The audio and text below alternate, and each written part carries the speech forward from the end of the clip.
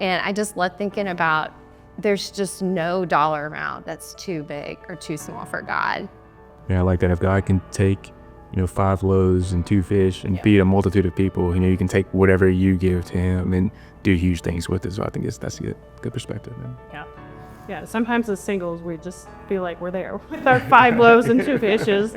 And we're like, how is this? How are you going to do anything? But similar to Stephanie, I've just seen God multiply and use what I think is small for incredible impact. And so I'm just really excited to see just how singles walk forward.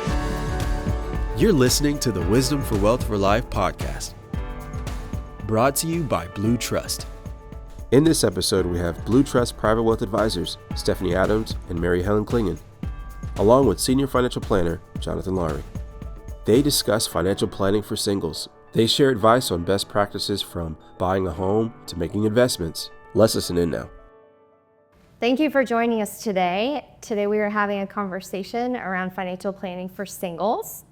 And did you know that the average age of a first marriage for men and women in the United States is increasing and has steadily been increasing since the 1970s?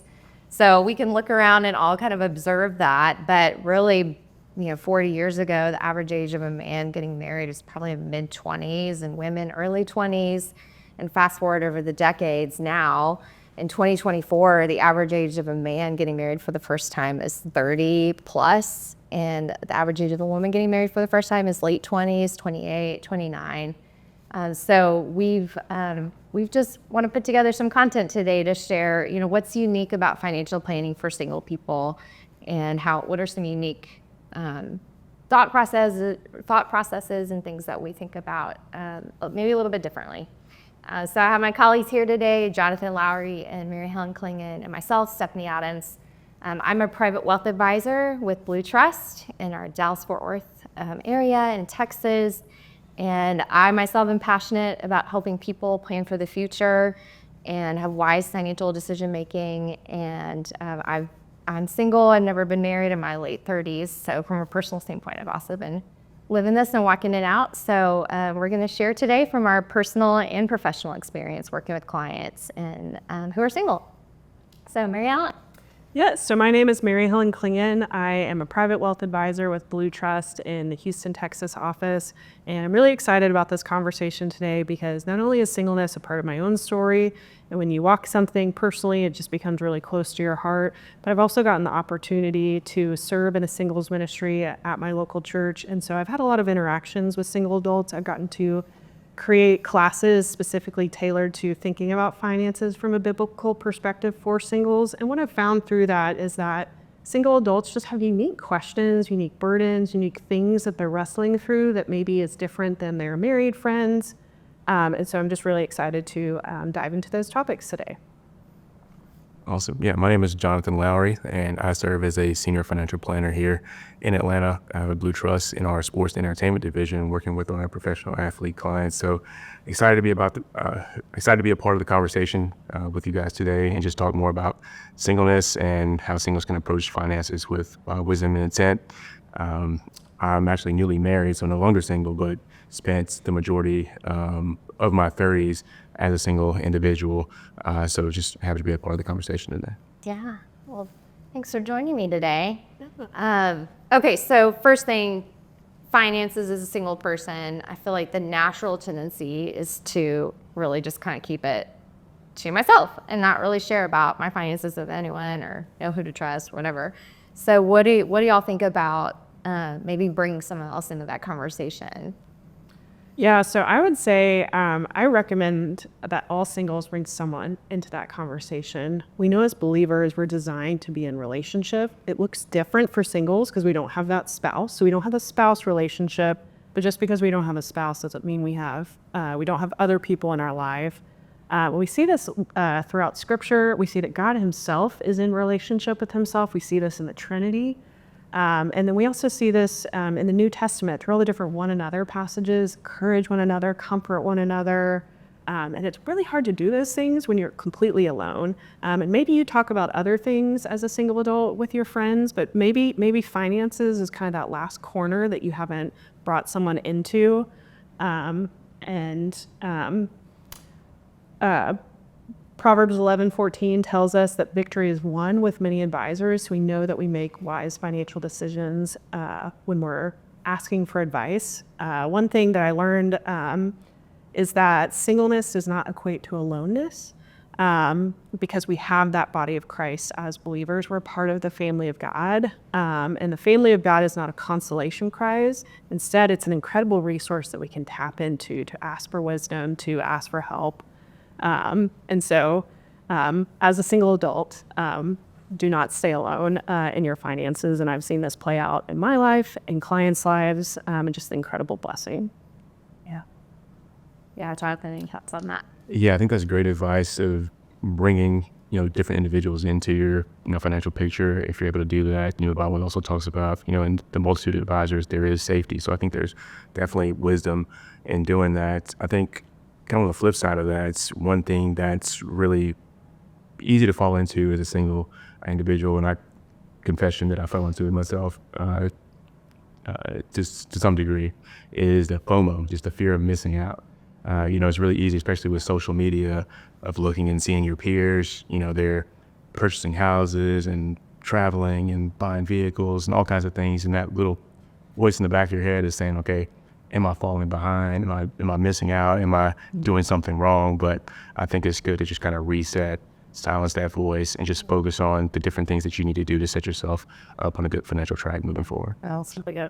It's a lot easier to silence that voice when you're talking to someone else. Right, you bring someone else in. Yeah. So how do you think about who's that person that you bring in, or is it your community group or your mentor or a professional advisor, or, who are the people? How do you find someone to bring into that conversation? Yeah, so it's going to be so dependent on the individual single in their life. Some single adults go to large churches, small churches, live in big cities. So it's going to be so unique to your individual situation. So that could be a pastor, that could be a mentor, that could be a trusted family member, that could be friends, or, some number of friends. But really, instead of kind of looking of a specific person that it needs to be, but looking for the fruit of this person's life. Do we see that they are walking out what the Bible says about money? Do we see them overall in their life pursuing the Lord, walking in wisdom, maybe even themselves getting advice about their finances? Because we all know, we all need, even the wisest of people need people speaking in. And so really assessing the character and their walk with the Lord to let those people in. Yeah. I love that. Just in my own story, at Blue Trust, as advisors, we have an obligation basically to have an advisor within the firm. So we kind of have accountability internally to have just our own financial house in good order. And that's been a real blessing in my life over the past couple of years, to have a financial advisor at the firm who's speaking into my life financially and is helping me think through different things about my finances. And so having another person there to talk with about kind of the nitty-gritty stuff, I've just personally really benefited from a lot. So I can attest to that. Yeah, and something I've seen with single adults is when they tell someone about their finances, they just take this deep breath, because it's typically this corner of their life that nobody knows about. Nobody knows how much money they make, how much debt they have, how much they're spending, how much they have in savings. And they typically have some sort of feelings about it, stress, guilt, you name it, all sorts of things. But when they, Scripture even tells us in 1 John that if we walk in the light, we have fellowship with one another. And when nobody knows about something, there's kind of, it's darkness, it's uncovered. But when we bring someone in, they're able to fellowship with us. They're able to encourage us. They're able to say, hey, you're actually doing okay. And so I've even seen single adults take just a deep breath of, hey, I'm doing better than I thought. Or, if there's changes I need to make, I have a road forward, which can give them confidence to take that step. Yeah. Right. I like what you said, Stephanie, about bringing someone in to have accountability. I think that's huge, because especially when it comes to finances, everybody has good intentions, but you might know what to do, but in order to actually carry it out, having somebody to kind of walk that path with you and keep you accountable is really huge. Yeah. And I think the further along you get in your career, the more complex your wealth becomes, your financial situation, it's helpful to have an advisor who's saying, like, have you thought about this or have you thought about that? Just thinks that, even as a professional advisor, it's helpful to have someone else who has just a different perspective on your individual situation. And that's really good. Okay, let's dive into a couple really practical topics. So the first of which is the basic spending and saving. What do y'all think about that in terms of just coming at it from a singles point of view? Yeah, so when I think about singleness overall and kingdom impact as believers, I like the phrase, your flexibility is your superpower. So as single adults, our time, our resources, our talents are not pre-committed to a spouse, to kids. So we have some flexibility in how we get to use those resources. We maybe don't, there's maybe additional burdens of certain things we have to do alone, like household chores and things like that. So there is some burdens, but we have this incredible flexibility to use these things that God has given to us for the kingdom in maybe some unique ways that's different than our, friends that are married and things like that. And really, in order to increase your flexibility from a financial standpoint, number one is knowing how much you're spending. So tracking that, getting your arms around that, so that knowing how much you're spending really impacts how much you're able to save. And how much you're able to save is how you're able to build in flexibility. I've seen single adults move from corporate jobs to ministry jobs onto the mission field. I've seen them start businesses. I've seen them move across the country because the Lord told them to do X, Y, or Z. And having savings has allowed those single adults to answer the call that the Lord has on their life and do some really incredible things for the kingdom. And so one specific thing with savings is emergency fund.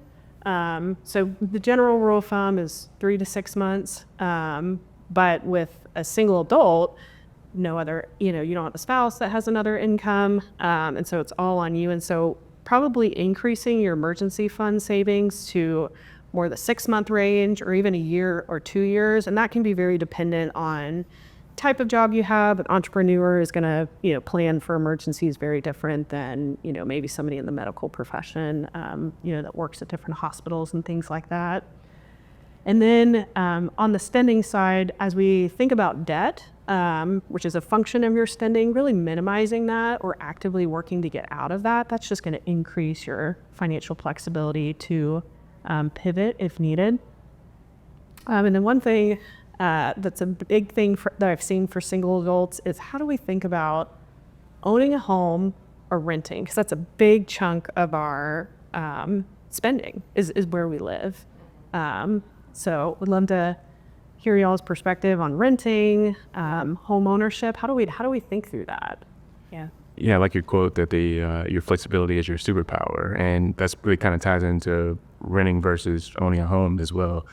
By, I guess, renting a home, you actually have maximized your flexibility there because if you are to purchase a home, you're kind of stuck there, for lack of better terms. But if you're renting the home, you have more flexibility. If you're not going to be in place for maybe 5 to 7 years, you're not sure, uncertain, maybe renting is the right avenue for you to pursue there. And then also from an expense standpoint, you really can't compare renting to owning a home like apples to apples because when you're renting a home or renting an apartment or whatever the case may be, that's pretty much going to be your maximum outlay for your housing expense, whereas you have things like property taxes and maintenance costs associated with owning a home. So your mortgage is probably going to be your baseline of what you're going to pay on a month-to-month basis for owning a home. So.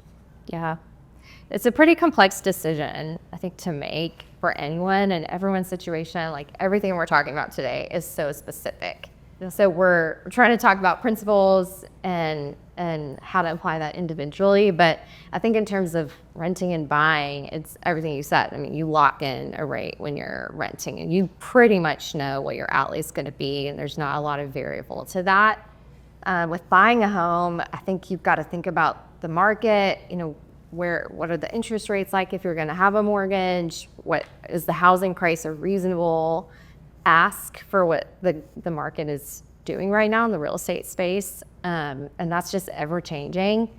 For me personally, I happened to buy at a time when the rates are really low and there wasn't this crazy over asking price for homes. So it it just worked out from a timing standpoint for me. But there's variables to that. I've got some crazy bills that have come up with plumbing and all kinds of fun stuff. And yes, every year the property taxes are going up. Every year homeowners insurance is going up. So there's a level of, how much risk do you really want to take on personally and is wise for you to take on? And that's just different for everyone. If you really care about living alone versus having a roommate or 2 roommates or whatever, that can give you cash flow. But it just depends on your preferences and what's really the highest priority for you. And we, talk about living closer to places and closer to your church family, closer to your family and friends. Does it cost more to live closer into town versus further out to buy? And then just the upside of, if you do buy, you get to realize the appreciation in your home value at some point whenever you sell it. But sometimes home values go down, and so there's a risk associated with that. And you can be underwater if you potentially overpay for your house or whatever. So it's a really tricky decision to make, but it's just different for everyone. But lots of factors to consider, I think, in that topic. I think what you bring up of risk tolerance is very important. It's something we don't maybe think about because we think it's just this, cut and dry decision, rent versus own. But, that's going to be different. I've seen single adults rent and really enjoy it, rent and not like it. I've seen single adults buy a home and like it, buy a home and not like it. So it's just so dependent on so many things. And one thing I also think about is making sure if you're single is to budget your time as much as you budget your money. Because it's just you. So when that fence goes down, the only person that cares about getting back up after a windstorm is you. And so you've got to figure out how to, call the people to get it repaired and things like that. And so I always ask 2 questions and I know you alluded to this, of where is the home going to be? Is it going to put you where you want to be? How close are you to your job, to friends, to church? And if you're farther out, are you okay with the driving? Some people are. Some people really like to be, out in the suburbs, and that's fine for them, and they're okay with drive. Some aren't. But just really understanding and thinking through that. And then also understanding with your job, especially if you're in that working phase of being single, is how flexible is your job to handle home repairs? I've worked with clients who are in the medical profession that are in surgery all day, Monday through Friday, and so they've chosen to rent if they're single because they're not able to, stay home and meet the AC repair person or the fridge repair person or whoever. And so they've decided for themselves kind of that's been a blessing. And so this just looks so different for each singles, but just asking yourself those questions going, what am I prioritizing? What would be a blessing and what would help me further, what God's laid on my heart to do in that season. So that's great. And buying a home is a great way to build wealth, like you said, especially if you've bought over the past few years. You've probably seen the value of your home go up pretty significantly in a short amount of time.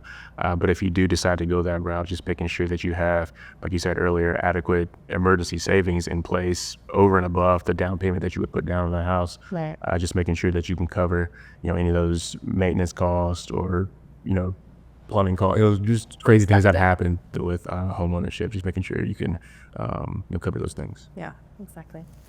Yeah. All right, let's touch on estate planning. How do we think about, I don't have a husband, I don't have kids, so how do I think about where my stuff is going if and when I die? Yeah, so I think biblically, really reframing this idea of legacy, it's so easy to default to think that, spouse and kids is kind of the only way that we can leave a legacy. But it all goes back to the Great Commission. As believers, we're called to go and make disciples. We're not called to go, get married, get the house, get 2.5 kids, then make disciples. We're just told to make disciples, which is really exciting. And that could be if you're married, through your kids, and that's a wonderful thing. But as a single adult, you get to use that flexibility to make disciples in a lot of different areas. And so I always encourage single adults to have fun with this. I've gotten to work with clients where they layered in charitable giving into their estate plan, and then we get to go in and think through all the ministries that could be blessed through the funds in their estate plan, which has been really exciting. You could also leave money to those in your family that might be blessed by it, nieces, nephews. I've seen single adults just pour into the next generation in their family, even though it's not their own children. I've seen them do that even with friends' kids. And so there's lots of options here. And so just praying about it, seeking more of what would you want me to do with this money. And then another thing to think about with estate planning with single adults is power of attorneys. This is really key. So this is before you were to pass away, but who's going to make medical, who's going to make financial decisions for you if you are alive but not able to do that? And again, this is where in marriage, you've got kind of that default of a spouse, whereas in singleness, thinking through this, to have that on file, to have conversations with those people, if they know who to contact, who has your information, in the event that something were to happen, a medical event or something like that, where you can have someone step in. And so that's really key to get those on file and have those conversations. Yes, it's great. So, Great wisdom. Jonathan, talk to us a little bit about different types of insurance and how to think about that from a singles perspective. Yeah, so from a singles perspective, I think one of the questions you want to ask yourself is, if I'm no longer able to provide for myself, are all of my financial bases covered? So how do you mainly provide to yourself? You do that through your income. So the main type of insurance, or one of the main types of insurance you want to consider as a single individual, is going to be what's called disability insurance. And all disability insurance is the insurance policy that replaces a portion of your income if you're no longer able to work or earn income due to an illness or an injury or something along those lines. There's two different types of disability insurance. So you've got short-term disability insurance, which covers temporary disabilities, maybe like the 3 to 6 month range.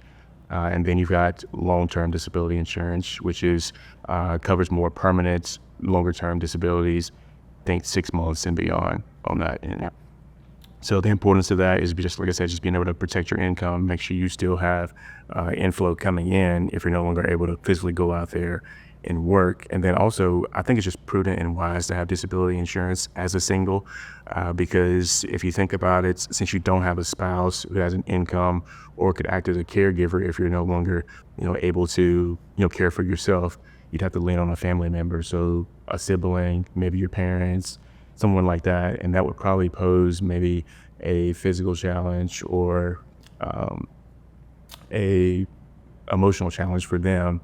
So you wouldn't want to add a financial challenge on the top of that to them. So just making sure that you have your bases covered, you're able to care for yourself going forward. So think about disability insurance.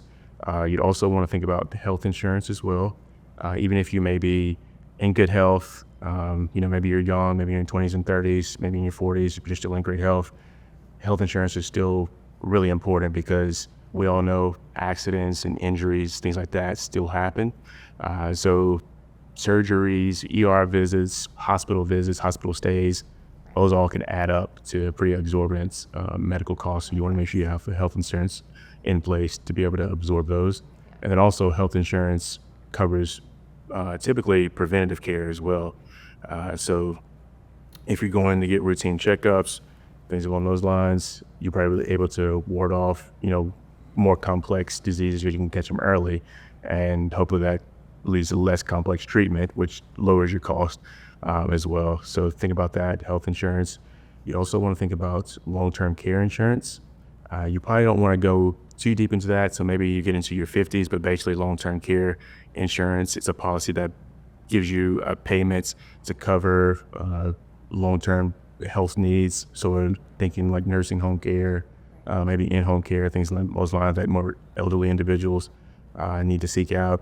And then also another type of insurance you want to look at as a single individual is going to be life insurance. And this is still a bit of a tricky area for singles, life insurance. Some reasons why you might want to consider life insurance as a single is if you have dependents. So if you have children or anybody that's dependent on your income, you might want to pursue life insurance for that reason. You might want to have life insurance to cover final expenses. So think pay off debts, mortgages, funeral arrangements. You don't have sufficient savings. Student loans. Right, student loans. If you don't have sufficient savings already or investments already that can cover those, you might want to consider life insurance. And then you also might want to consider it as well. Yeah, so you also might want to consider life insurance as well to preserve your insurability. So how life insurance works, the cost of insurance, the younger you are, the lower you pay for that insurance cost. So a 25-year-old looking to get, let's say, $1 million worth of life insurance coverage would pay a lower cost for that insurance than, to say, a 35-year-old or a 45-year-old, just because of the way insurance works. So those are some of the reasons why Right. you might want to consider insurance. Yeah, and you're always mitigating the, upside downside of being younger and having your health and, preserving that insurability. I think it's really important that you end up getting some kind of a health diagnosis at 38 years old that prevents you from getting life insurance in the future. And then you have potentially children or spouse down the road and then can't get life insurance. It would have been great to already have it kind of locked in. So there's just the give and take there. But yeah, thanks for all those thoughts. Talk to us a little bit just quickly about investments. How do you think about that from a single standpoint? What's different really than? With investments, there's a little nuance there, but there are a lot of things that are just going to be universal across the board for singles. I think one thing unique with investment is there's so many just voices out there talking about the topic. So we're being constantly bombarded from a media standpoint of the next hot investment, the get rich quick schemes, all of that. And it really kind of fosters more of like a consumptive mentality, which if you look at it on the flip side, from a biblical perspective, the Bible talks about building wealth through discipline. Controlling your lifestyle, spending less than you make, and just doing it for a long period of time. And also talks about being able to preserve and grow our capital through making like wise investments as well. So from an investment standpoint, the first, piece of advice I would have is just to start and just be consistent with it. It's really easy to kind of not know what to do. So just paralysis by analysis almost. If you don't understand investing, you don't know what to do, you just don't do anything. So my advice would be just to start. I've heard this phrase as the best time to start investing was yesterday, but the next best time is today.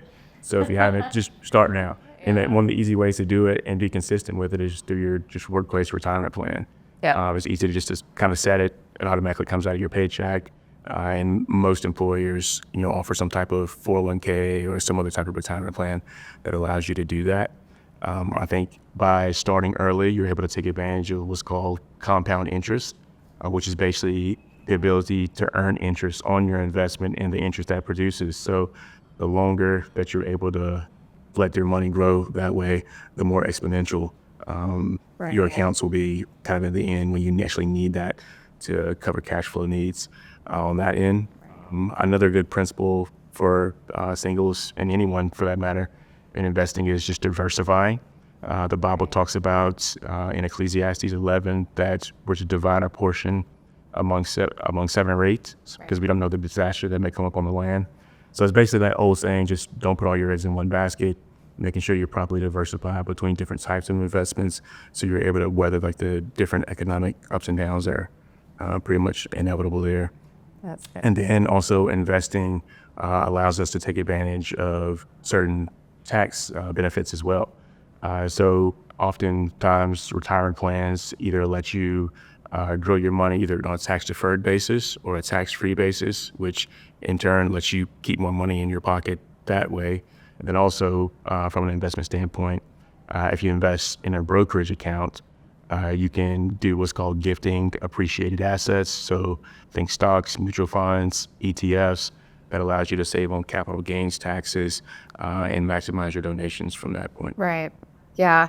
Thank you. I appreciate that. On the tax front, there's just some interesting techniques that we can do, which is Roth savings versus traditional IRA or traditional 401k versus Roth 401k or 403b or 401a, whatever kind of plan that you have when you're an employer, or if you're self-employed, a solo 401k versus SEP IRA. There's a lot of different types of accounts and a lot of different ways to save for the future, depending on your earning situation and, again, self-employed versus being an employee. So from a tax standpoint, I think looking at it really with an advisor to have eyes on, thinking through strategically, how do we optimize your world from a tax standpoint is really helpful. Health savings accounts are another great way to save and to save taxes, flexible spending accounts, HRAs. There's all kinds of different ways to save for health coverage in the future too, and really some smart, interesting ways. Also, there's, from a charitable giving standpoint, we talk a lot about donor advised funds, like how can we utilize value from a donor advice fund. And that can be not just giving cash, but also when you do have a brokerage account and you've saved there and on a long-term basis over a year and you've got appreciated securities, there's opportunity to give with those and realize more tax savings. If you've got real estate, if you've got rental properties, if you've got a business or multiple businesses or K-1 interests or any kind of number of different types of assets, there's usually giving opportunities that we can help our clients think through and realize that over time. So from a tax standpoint, there's all kinds of different interesting things. There's bunching from a charitable giving standpoint, maybe in a year where you have higher income, you want to give more in that year to realize more tax savings. So kind of bunching your charitable giving all in one year. And just strategically thinking about, okay, as a single earner, you're going to hit the higher tax brackets more quickly. And so how can we navigate taking advantage of different opportunities to minimize the tax and pay the IRS less in a strategic way? So there's a lot of opportunity from a tax standpoint too. Oh, that's really a key area that I think singles maybe don't think about, because maybe the withholding just comes directly from their paycheck, but not realizing those higher tax brackets and that there are ways to, minimize and be strategic with that. I think that's really good context. Yes. Yep. That's good. Tell us more about charitable giving on that topic. What do y'all both think about? Fun and interesting different things to think about from a single standpoint as charitable giving. Yeah, so this is something that's very close to my heart, and it's something that the Lord really grew in me in my own walk with singleness. For me, in singleness, I found even being an advisor at Blue Trust, we know the Bible says that we're to put our hope in the Lord and not in the uncertainty of riches, but there's just that pull to want to trust in our riches. And I think for me, in my own singleness journey, I really, really wrestled with that, because I kept thinking, or I kept, having these conversations with the Lord where I would go, well, you haven't given me a spouse. So I can trust my, riches a little bit more maybe than other people, and, kind of excusing it in some ways. I'm always really creative with the Lord when I'm, trying to get an excuse in there and not do what I'm supposed to do. And so I really used my singleness as this excuse not to do what God had called me to do. And charitable giving was the answer to start really walking in obedience. Because in charitable giving, it's we've got to get our hands off the jump ball, so to speak, and let go. And when we do that, it's this powerful force to realize that God's our ultimate provider. We're not our provider.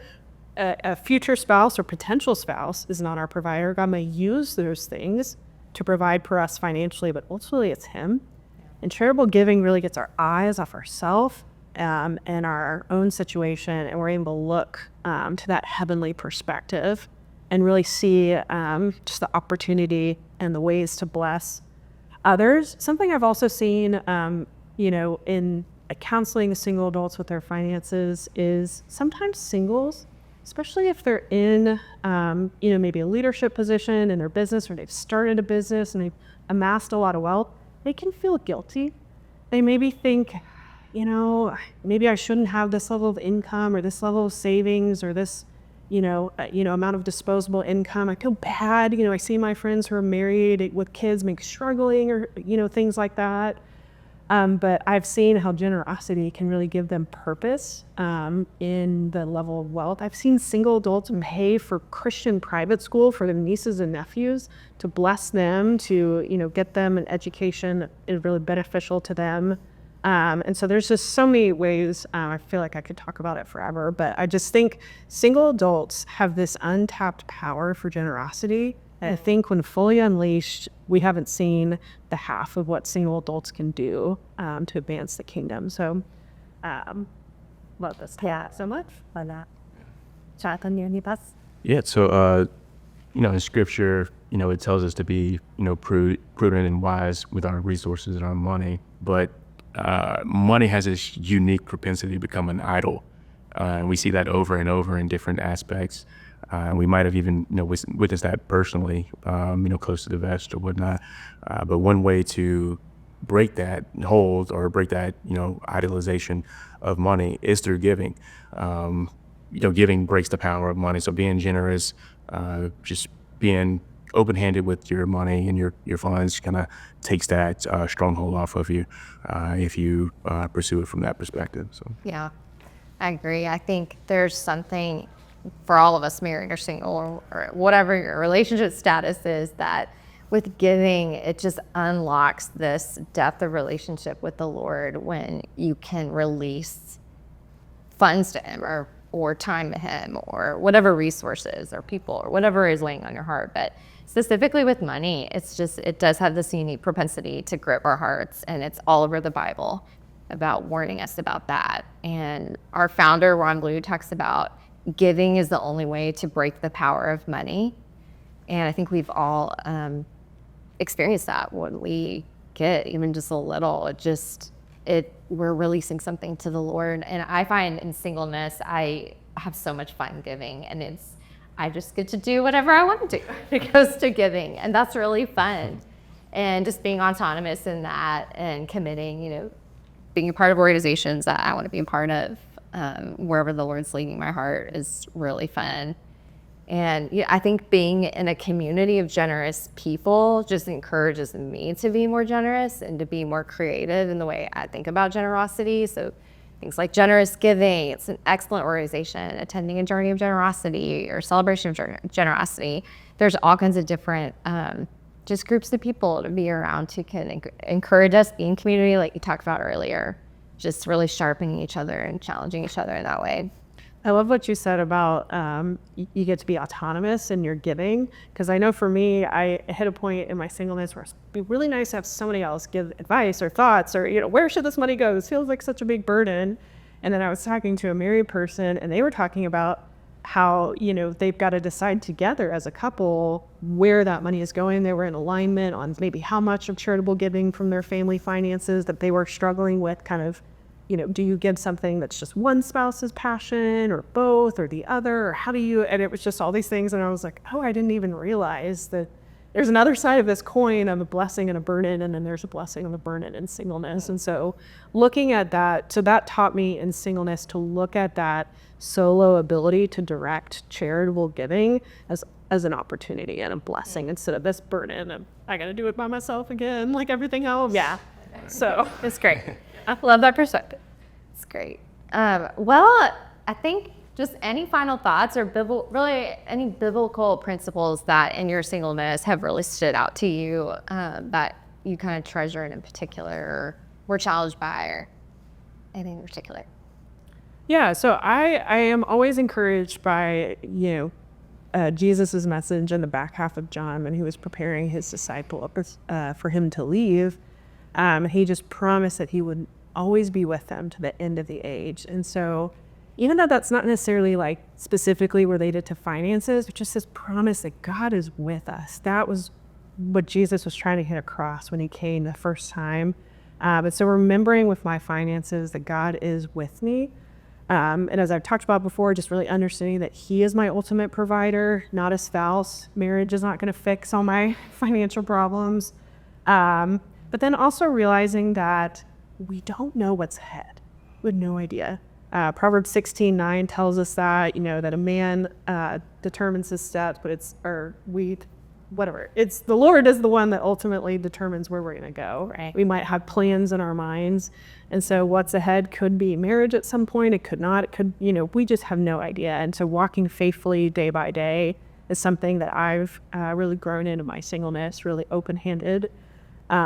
Living and just trusting the Lord with an unknown future. Corrie ten Boom, who was a single woman who did incredible things for the gospel in Germany in the early 1900s. She always said, we have to trust an unknown future to a known God. We can know God. We don't know the future.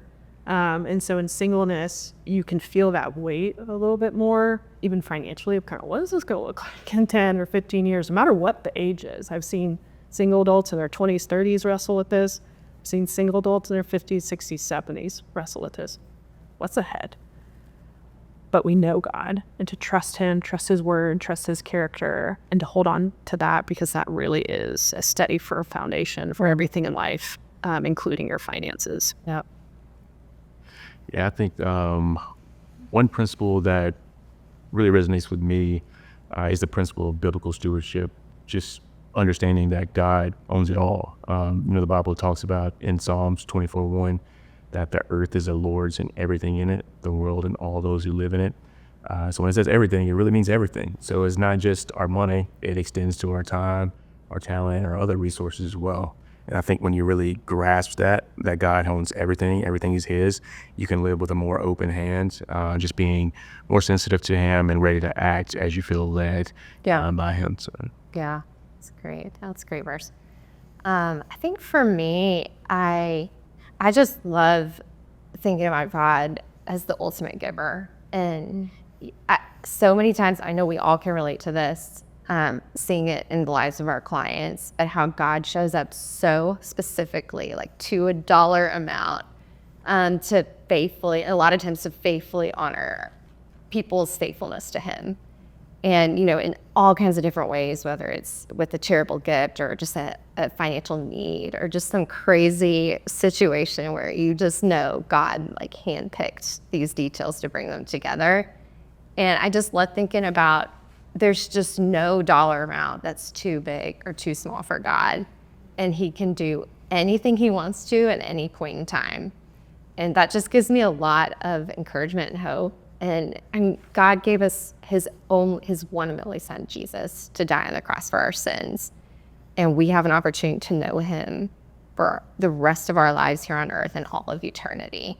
And so when we think about our finances, it's like, it just pales in comparison to the ultimate gift He's given us. And so He's just the ultimate example. And we get to work that out in each of our lives, what that looks like in our finances. So it's a unique opportunity to be a believer.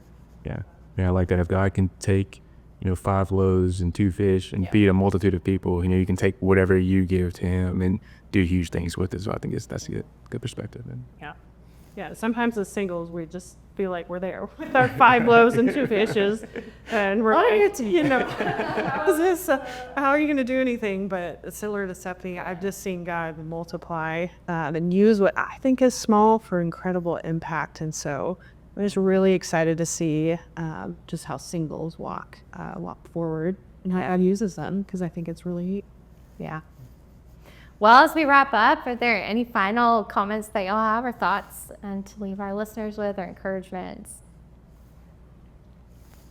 I think that just me being newly married, I think how you handle your finances now as a single individual can be a real gift for your spouse coming forward. And I'm kind of reaping the fruits of that right now. Both of us are. I think both myself and my wife took the necessary steps to present ourselves in a good situation financially, enter into marriage, because marriage is hard enough just figuring things out. So you don't want to add financial stress on top of it. So I think it could be a good gift to give to your future spouse if marriage is something that you're pursuing or is for you. So. Yeah.